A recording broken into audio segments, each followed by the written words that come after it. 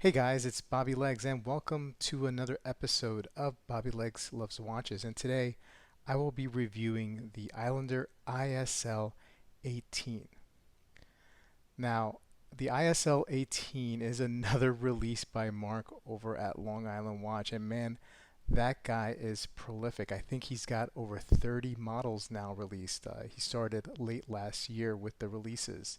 And the ISL 18 was the one that I was always waiting for, even when he was releasing the first couple of models, and I didn't even know that the ISL 18 was gonna come about. But this is the one for me, and he released it a few months ago, and it sold out very quickly, and I missed the boat. So I signed up for a notification when the new batch of this model was to be made and released, and so I could be one of the first to purchase it. And as soon as I got that email, I pulled the trigger. Then and there, I didn't want to wait, and man, I am very pleased.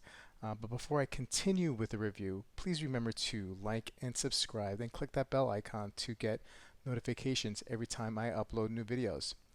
I love making these videos, and I hope you like them too. So let's run down the specs before I give you my thoughts on the watch. We have a 43 millimeter case diameter, 14 millimeter case thickness, a lug to lug of 46 millimeters. The end links do stick out ever so slightly, so it's going to add some, length to that lug to lug. But because of the short lug to lug on the case, I don't think it's going to be that big of an issue for most people.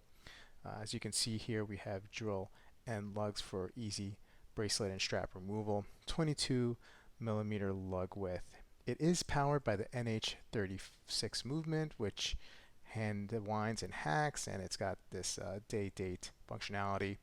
It's a 24 joule automatic movement, 21,600 vibrations per hour, and the power reserve is around 41 hours.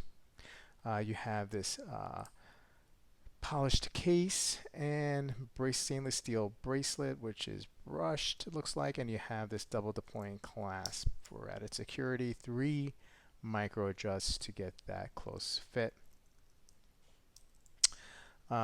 Screw down case back etched with Islander and some writing there, and the island of Long Island with the symbol of the Islander in the middle. Speaking of symbols of the Islander, you do have that right there on the crown. The crown's at 4 o'clock position. This watch does have 200 meters of water resistance. First position is to wind. Second position is to change the day and the date.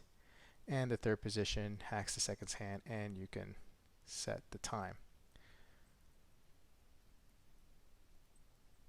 Okay.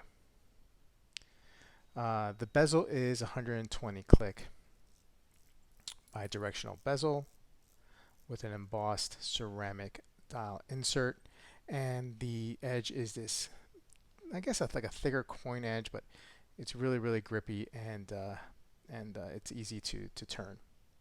You have this double domed anti-reflective sapphire crystal, and I really like what they did with the crystal here. It's like beveled at the edges over here, so it really plays with the light, especially when you get close to that insert.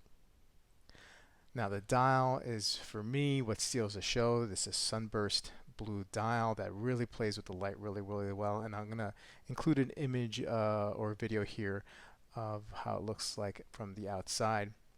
As you can see, the Islander takes some cues from some Seiko models. The hour indices are reminiscent of the Marine Master, and the hands are reminiscent of the Seiko SKX. C3 Luminova applied on both here, and I'll include a loom shot right here. So a couple things about this watch. About a year and a half ago, I had an SKX, and I decided, well, let me give modding a chance, and I really was, didn't take the jump. I don't know what it was. I don't know if I had fear of going into a project not knowing what to do. Anyway, what gave me the push was I was on Instagram, and I saw a post either by Namoki Mods or DLW Watches about a mod that someone had done, and it was of a Yachtmaster mod of an SKX. Now, I'm a big fan of the Yachtmaster and have considered purchasing it in the past and possibly in the future. But I saw that mod and I was like, yes, that's exactly what I wanted to do. So I ordered the parts, and the first go around I broke the ceramic bezel, trying to push the crystal through. And I'll put some images up here of that mod, but it went really, really wrong. So I decided to, put it down and let it be, and decided maybe modding was not for me.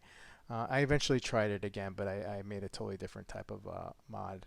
And then when I saw this come out, when Mark issued this release, I was like, yes, that's exactly what I wanted to do all this time.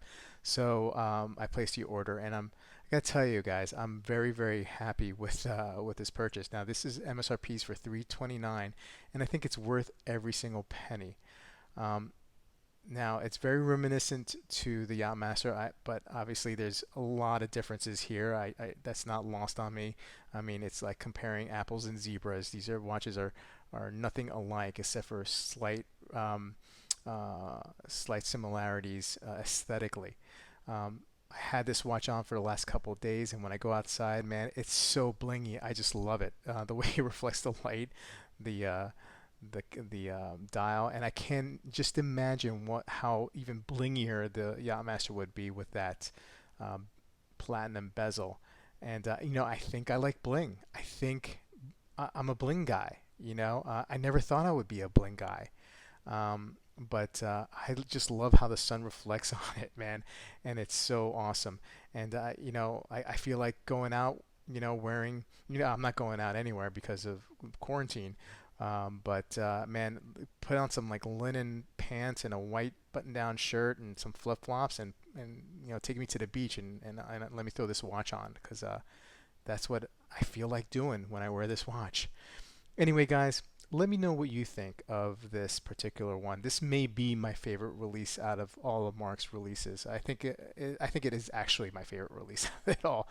Um, and put in the comments below, and I appreciate you guys watching, and I'll see you in the next video.